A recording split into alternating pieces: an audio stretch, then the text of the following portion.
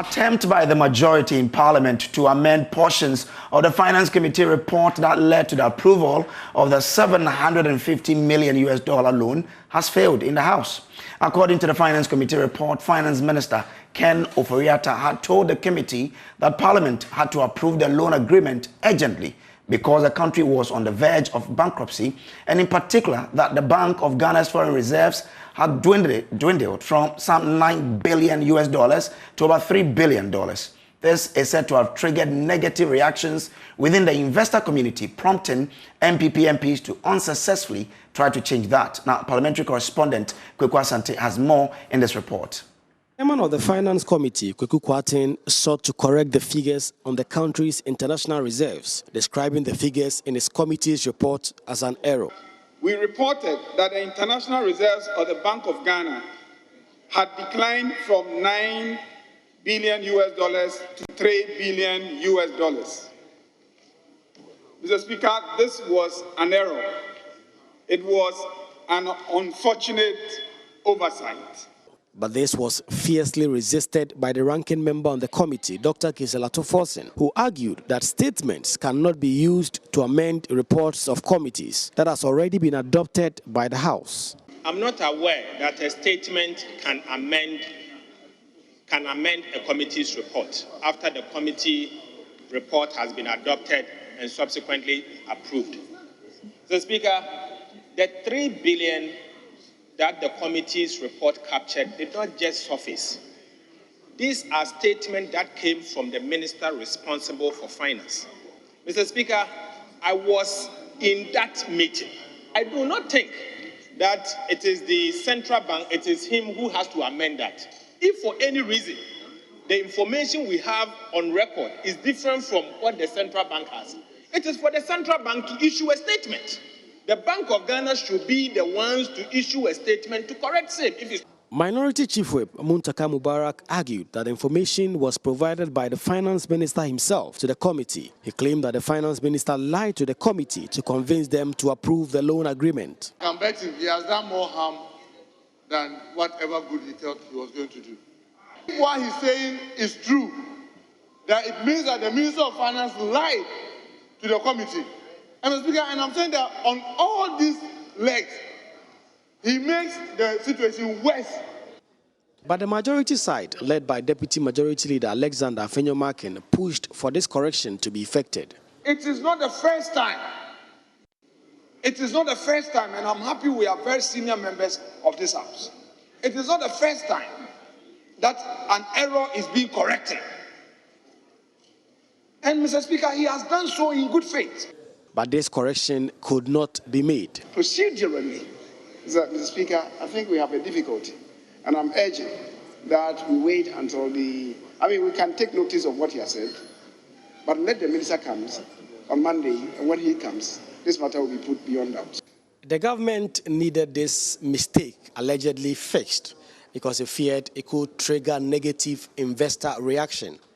But of course, one other issue that has also come up in the House is whether or not the projects listed by government, including the Swami Interchange and Sofoline Interchange, is the real reason why government needed this $750 million loan to be passed. If you look at the issues Finance Minister Ken Ofori-Atta raised in that committee report, having to do with the country's debt position, whether or not the country could go bankrupt without this loan agreement, and also whether or not without this the country could not show up its international gross reserves, it begs the question whether the projects listed were the real reason why government needed this loan or it needed it for other purposes. The majority side did not succeed in getting these corrections effected. The minority is now alleging that the government is cooking figures. So what do these figures about Ghana's economy really mean? Joining us with some answers is an economist with the University of Cape Coast, Professor John Cttee. Prof, thank you so much for your time. How distressed is Ghana's economy?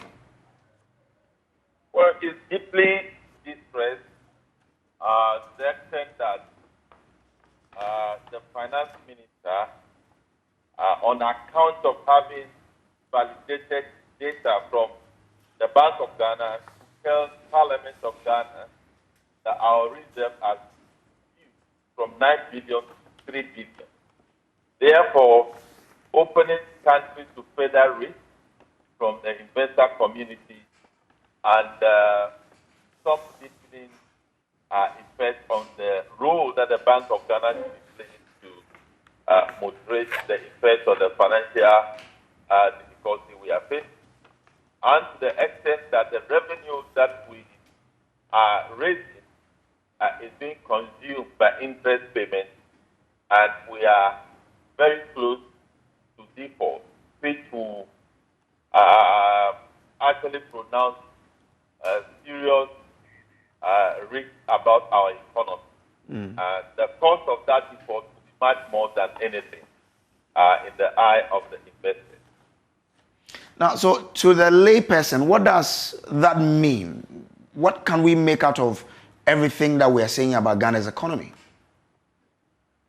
Everything we are saying about Ghana's economy that is deeply distressed, to the extent that many of the things that could be done ordinarily are not being done because the funds are not there, because the fiscal situation is precarious.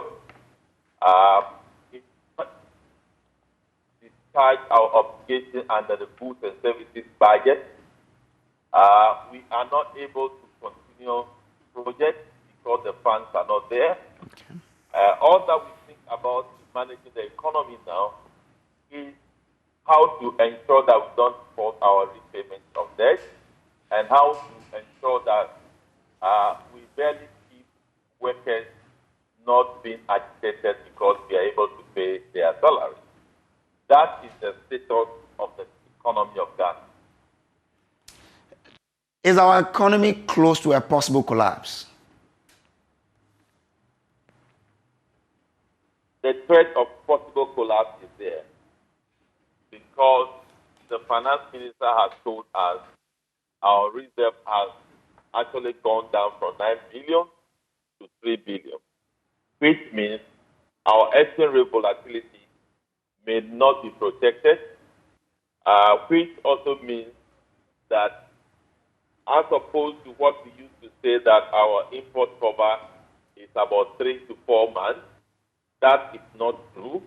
We may be operating within a period of 1 month of import cover, and that is threatening. And I believe that is the reason why we even beg for the $750 million to be approved in order to avoid default. Interesting. If you are to advise government on one thing has to do to ensure that things do not occur the way it's looking, what would that be? I think the first thing government should do is to remove the opaqueness in dealing with financial data. Government is not showing goodwill to indicate clearly that we're in a serious problem. IMF came to this country. Government has not given us feedback as to data being collected, what is the nature of our debt, what is the nature of fiscal dominance affecting Bank of Ghana, what is the nature of our repayment of debt, whether we are getting closer to default or not, to rally the people of Ghana behind government activity. That is not being done. It's as if government is running away from giving feedback to the country, and that if you are in a serious challenge and you are behaving this way, it does not provide a good fit for the people to support you to handle the situation. I think that is the first thing that government should correct, and I believe we may be seeing some change in some of the things that we are seeing. Okay, Prof. Thank you so much that you could find time to join us here on Joy News Prime. To others